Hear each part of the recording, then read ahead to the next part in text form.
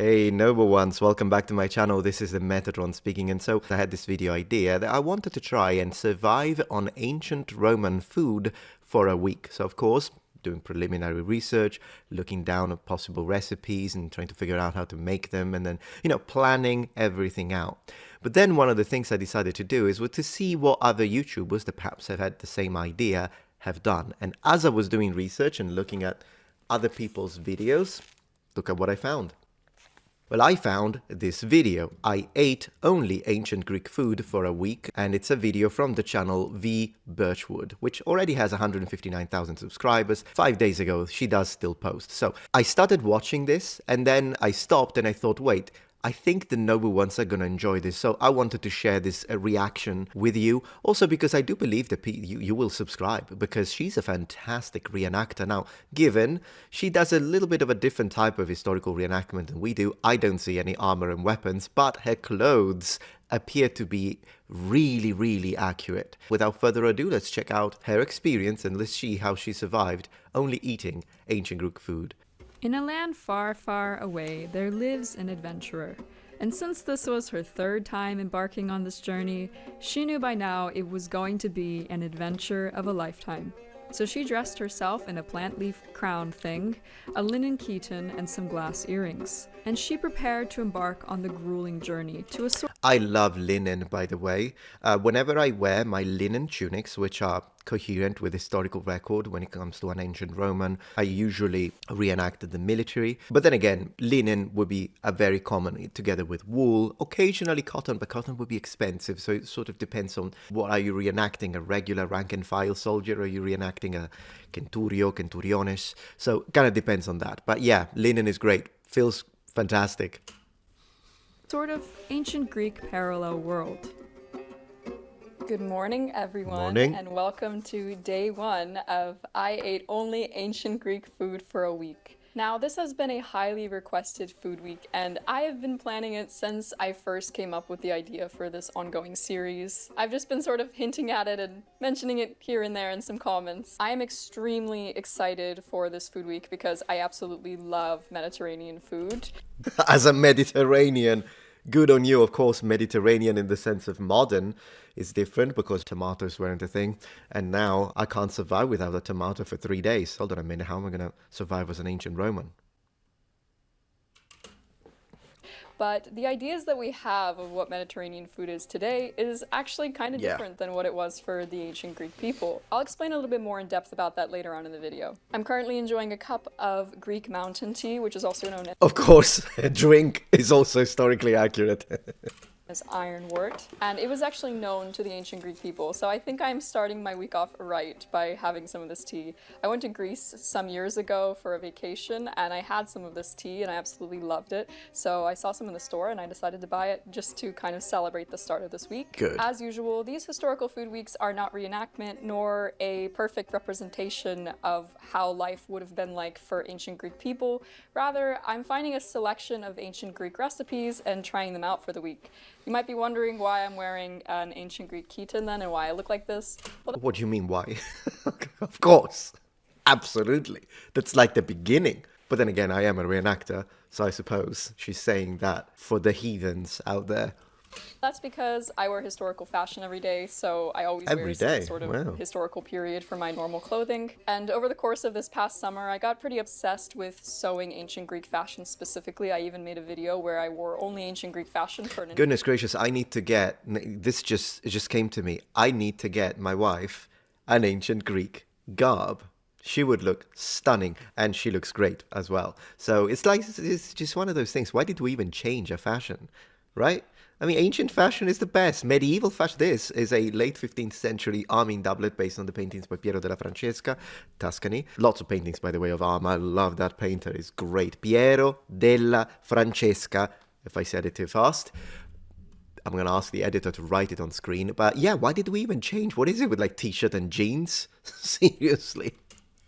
entire 30 days. So I have plenty of different clothes to wear for this week, that's Good. for sure. Now, although this is a food week, a lot of my channel focuses on experimental archaeology, especially what people wore historically, since I hand sew most of my own clothing. And now let's get going and power up the time machine and hop into a multiverse where everything is exactly like this one, except everyone eats ancient Greek food and wears ancient Greek clothing. And probably lives up to 110.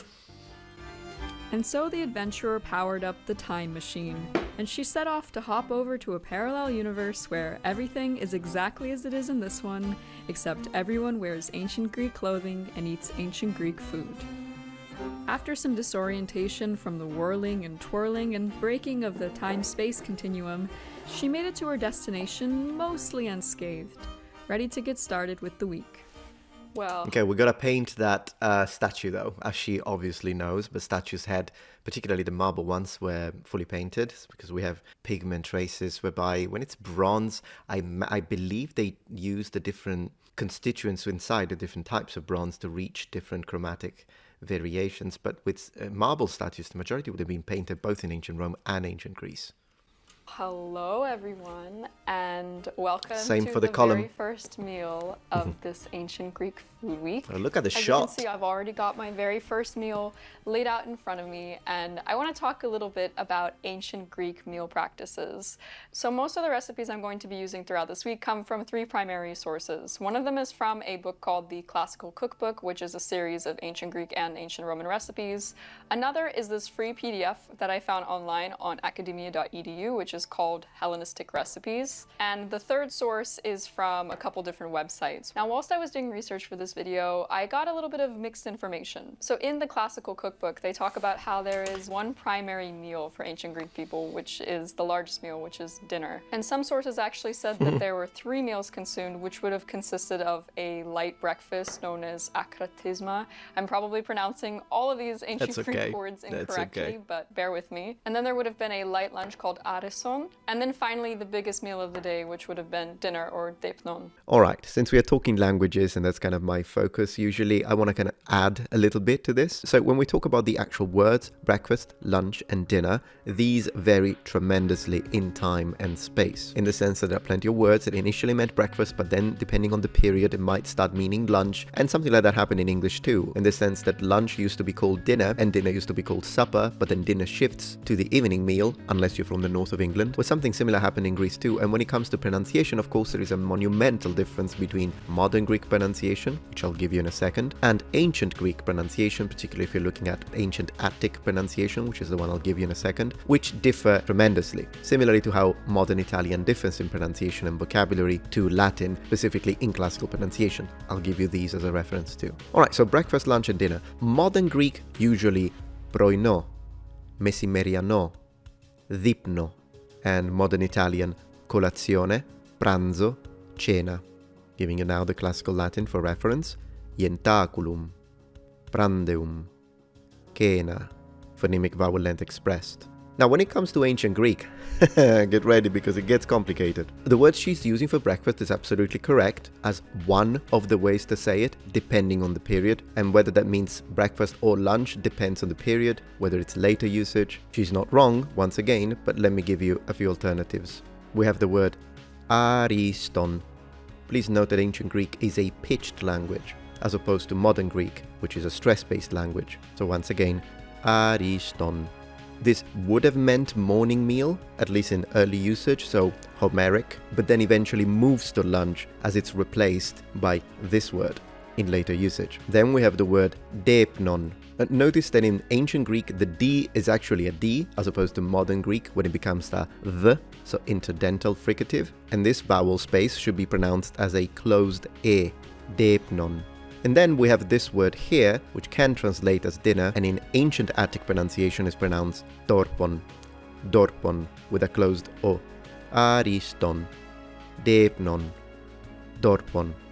These pronunciations will sound completely off to a modern Greek speaker, just like cena sounds completely wrong to a modern Italian, who's used to pronounce it cena in a modern fashion. Anyways, you know what, noble ones? All of this talking and discussing actually made me hungry. So how about you and I just go down to the kitchen and make ourselves a meal?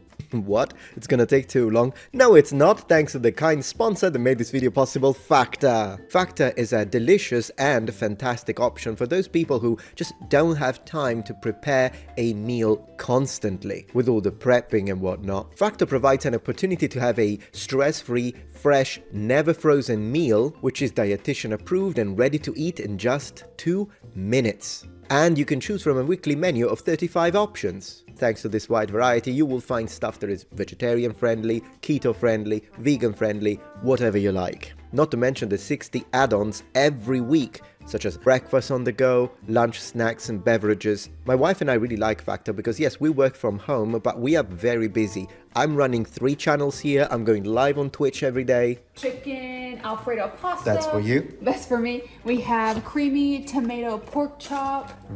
Nona's Sunday beef bolognese. Probably that. Oh, this one. Tomato goat cheese cavatappi primavera. Oh, actually, that's nice too. What's the other option? Well, the overpriced option, which would be takeouts. Yeah. Factor is cheaper, chef-crafted, restaurant-quality meals delivered right to your door. Because here I decided to eat this one, the tomato goat cheese cavatappi primavera. And boom, look at that. Very nice. Right. Then what? 2 minutes. Man, this looks good. Man, this is good. You should have half of this. I'll give you half of it. Not to mention, Factor is very flexible, which means that it can adapt to any schedule, even if it gets more hectic. You can in fact change your order up every week, and they have plans from 4 to 18 meals per week. So what are you waiting for? Click the link in the description, and by doing so, not only you'll get a fantastic deal, but you'll be also supporting this channel and my productions at the same time. Thanks to Factor75 for sponsoring today's video. Use my link to get 50% off and free shipping on your first Factor box. According to what I dug up, really light things would have been consumed for most meals, except perhaps dinner, which would have been bigger and perhaps would have contained multiple courses as well. All of this specifically is for wealthy ancient Greek people because during the ancient Greek times there was a huge divide between poor ancient Greek people and wealthy ancient Greek people, as well as free and enslaved ancient Greek people. For poor ancient Greek people, they would have likely mostly consumed barley bread and porridge. And maybe if they were lucky, they would have gotten their hands on some seafood or vegetables or fruits or some other source of protein. Now, the poor ancient Greek diet is of course incredibly tragic, and it is horrible that they didn't have much food to be able to eat. But I know for myself, I will not be able to survive this week if I'm only eating barley bread. Absolutely, eat like a philosopher. Be my guest. You know what's interesting is that even as a modern Mediterranean, for us, breakfast is light, although it's a completely different thing. But as a modern Mediterranean from Sicily, we would drink a coffee. Some people just drink coffee, by the way, but the people that do have breakfast, and let's say that they're not having cereal, then what they would have is a cornetto, un cornetto, which is basically a croissant, so something sweet, and that's breakfast. Sometimes people eat savory food, like a small pizza, maybe, pizzetta. Other times they might eat calzone with ham and cheese, but it kind of depends on the person. Lunch is a big meal. Would dinner be the biggest meal? In some household, yes, even to this day, and we eat it very late. Like 8:30 is the norm, and to be honest, down south there are people that eat even later than that. But as a general rule, in Italy at least, lunch tends to be the biggest meal of the day, at least modernly. I actually need a lot of protein for every meal, so I'm going to be following more of an ancient Greek wealthier diet because then you'll actually see some more variety in recipes. I still have boundaries around, what I will and will not do for experimental archaeology. Sure. Additionally, the ancient Greek period spanned a lot of time. That's why these recipes are going to be kind of scattered about different parts of the ancient Greek period.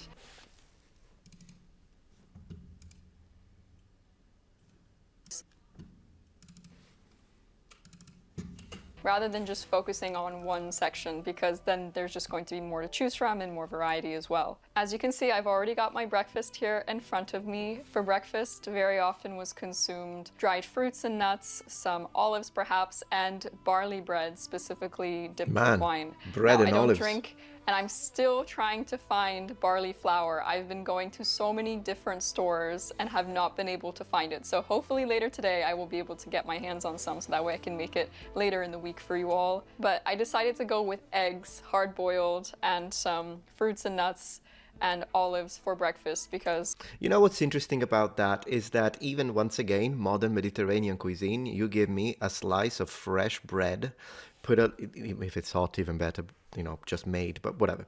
Slice of bread, put a little bit of olive oil on top, and give me olives, bread and olives, I'm happy. And I mean, my mum's brother, when he was alive, that was his favorite food. Just bread and olive, and he was happy. And I'm happy. Particularly if it's high quality olives, which of course in the Mediterranean and near Rome. In fact, this is something people might not know, but even though we get incredible olives down south, some of the best olives, I have to say, I've ever eaten come from Lazio, southern Lazio in fact, from the city of Gaeta. Gaeta. Spectacular.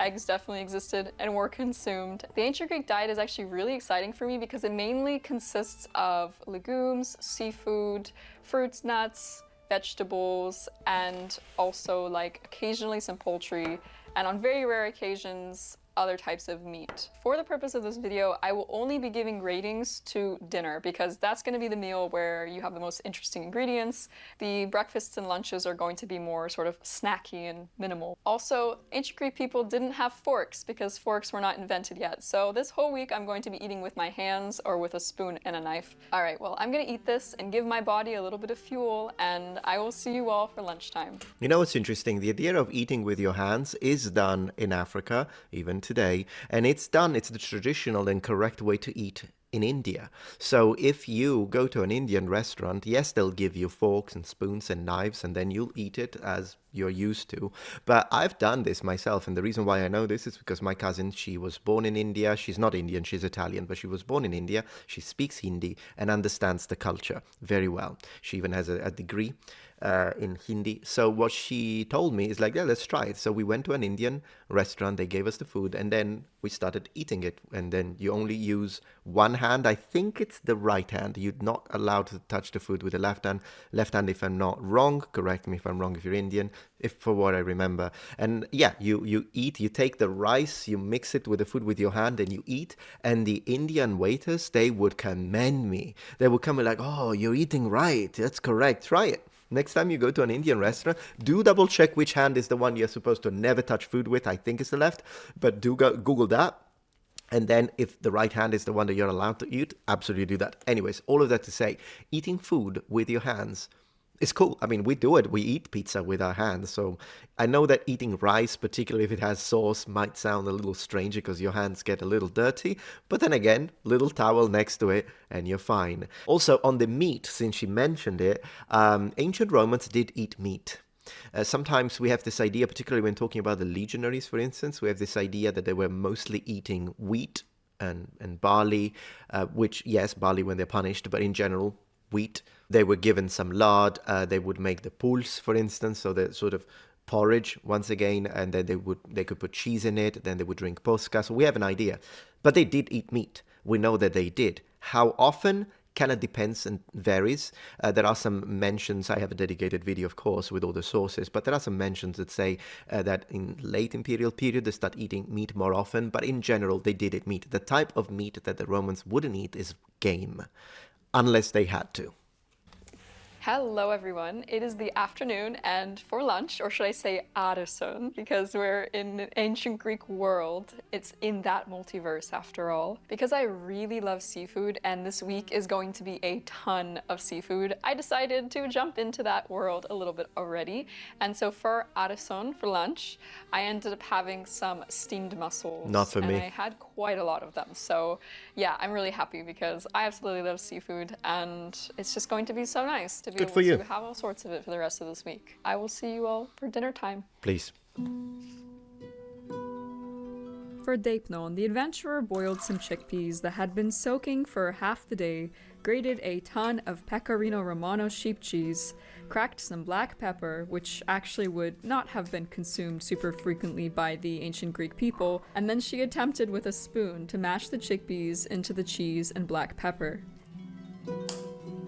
After a while of trying, she decided to bring out a time-traveling fork that she just so happened to take with her from her old multiverse, you know, in case of emergencies like this one, because a fork is just about the most massively useful thing an interuniversal traveler can carry.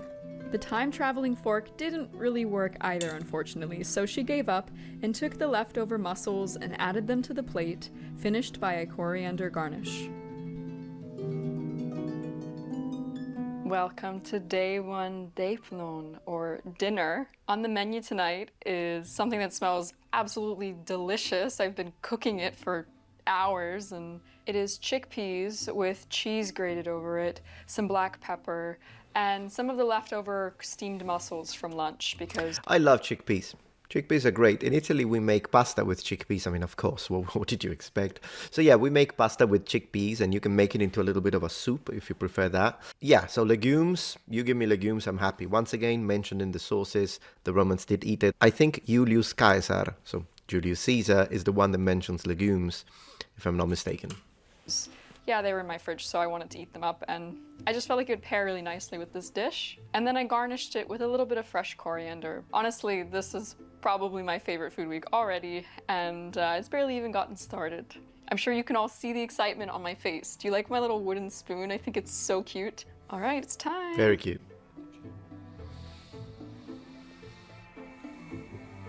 Well, that was absolutely delicious. As you can see, I tried to finish all of it, but I almost got there. I did put a ridiculous amount of food on my plate, so I think that's why. I'm going to try in a couple of hours to finish the rest of it. That way, of course, there isn't any food waste, because I hate food waste. I'm sure a lot of you Good. can relate. Now, Yeah, absolutely. I would have added a little bit of olive oil on the chickpeas, to be honest, to enhance the flavor and give you a little bit of the perfume. We love doing that. In Italia, medieval food video, I rated the dishes by curdles, and in the Viking video, I rated the dishes by tunics. And so for the ancient Greek video, it's only fitting that I rate the dishes by chitons, which is the style of garment that I'm wearing right now. So I would give this a 4 out of 5 chitons because it was very, very good, except I sort of undercooked the chickpeas just slightly. They were fully cooked through, it's just that they were a little bit more on the firm side. And I think that's because I just didn't add enough water in the end. I did boil it for about 90 minutes, maybe 2 hours, and I soaked it for half of a day, so you could probably see by the video evidence when neither the spoon nor the multiverse hopping fork seemed to work. So yeah, I'm extremely happy, as you can tell. I feel very peppy. very nice, very nice. So I would grade the food with dori. Like the spear, that's what I would do. But yeah, very cool. So yeah, as you can see, continuing, she shows the garb, she changes. I love the photography. She's doing a great job also maintaining a good image quality in dark conditions. This is something that I just could not get right for the first, I don't even want to say it, set amount of time that I was trying to make videos on my channel. Anyway, so if you want to see the rest, absolutely check it out. I just want to select one random meal, this one, and then for the rest, click the link in the description and in the pinned comment. And I hope it's not seafood again. Honey glazed prawns, a It nice is. balsamic and olive oil cabbage salad, and Cabbage some is good. olive oil and salt roasted squash, and I am so excited. It smells so Nice. delicious, lots of vegetables. I'm very, very happy. I just want to dig in because I am hungry. Okay, let's try the prawns first.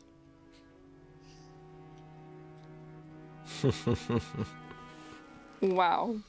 Not sure about the Wow. squash. I think she did mention. Hungry. Okay. but I thought it would make this video. I got a little bit of mixed information. So in the classical cookbook, they talk about how there is... Yeah, welcome to my life. Literally, that's why the team is so important that I have to back me up, the researchers behind the productions on this channel, because yes, contrasting information happens a lot. I love that she's citing the sources, by the way. Usually the best way if you're doing research for videos yourself, and not just talking about to the creator, but you as an audience, is if you get stuck and two different experts, two books say two different things, you have to go down to the primary sources. Because yeah, sometimes things are misinterpreted even by professionals. Sometimes, you know, they repeat myths as well. So looking down into the sources, if possible in the original language, which is why I have the team, because we can translate ancient Greek, Latin. We got quite a lot of languages that we can tackle from the ancient world, including all the way down to Akkadian. But if you can't, then maybe looking up a few translations from reputable sources is a good way to approach that. Great. Okay, so that's wonderful channel. Absolutely really nice channel. Gonna subscribe, give it a like. Oh, from my main channel maybe. In a land far... All right, so I'm gonna give it a like, subscribe, and here we are. Tomorrow! But yeah, absolutely check her out to see if she survived the other meals and what she had. But this was a really fun... I wonder if she has ancient Roman video recipes. And she did mention medieval. So if you like this, we might react to one of her medieval ones as well. And perhaps bring in a little sources too, to back up what she's doing. Anyways, very nice channel, V Birchwood. Keep up the good work.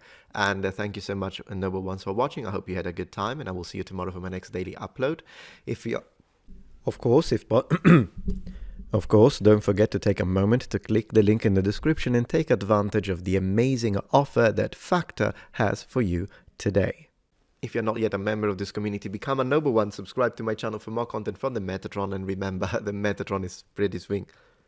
Gosh, I've been saying this for 12 years, every video. The Metatron is pretty swing. See you tomorrow.